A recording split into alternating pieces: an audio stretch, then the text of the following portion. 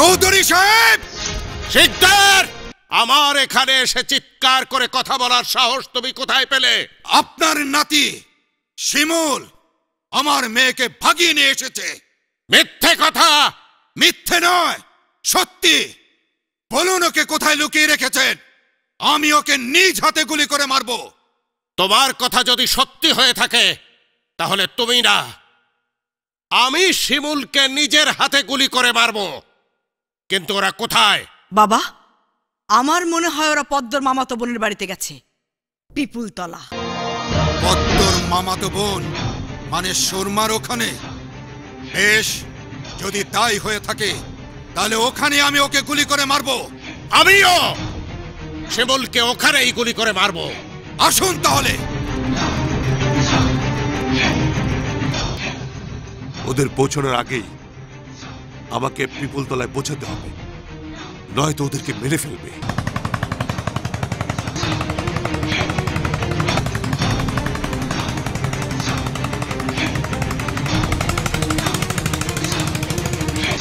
পদ্ম,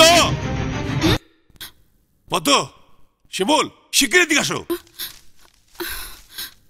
চাচ্চু।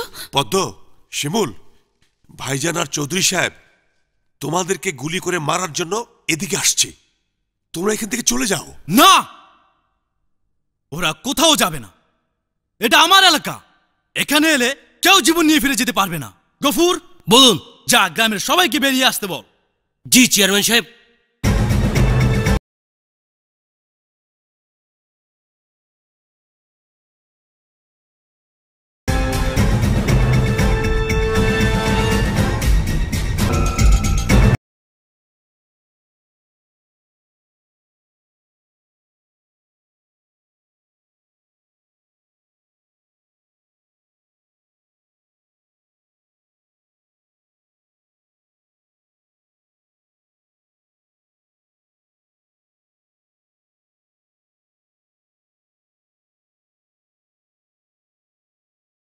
ওদের দুজনকে মেনে নিন।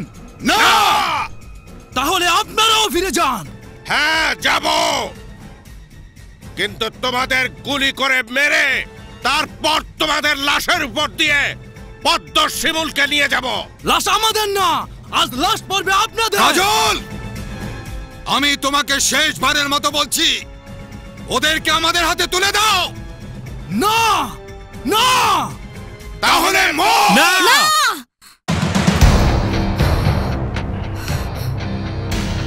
বাবা, দাদু, আমাদের জন্য তোমাদের আর রক্তপাতের দরকার নেই। হ্যাঁ, আমরা আপনাদের সামনে এসেছি, আপনারা ইচ্ছে করলে গুলি করে বুক যাত্রা করে দিন।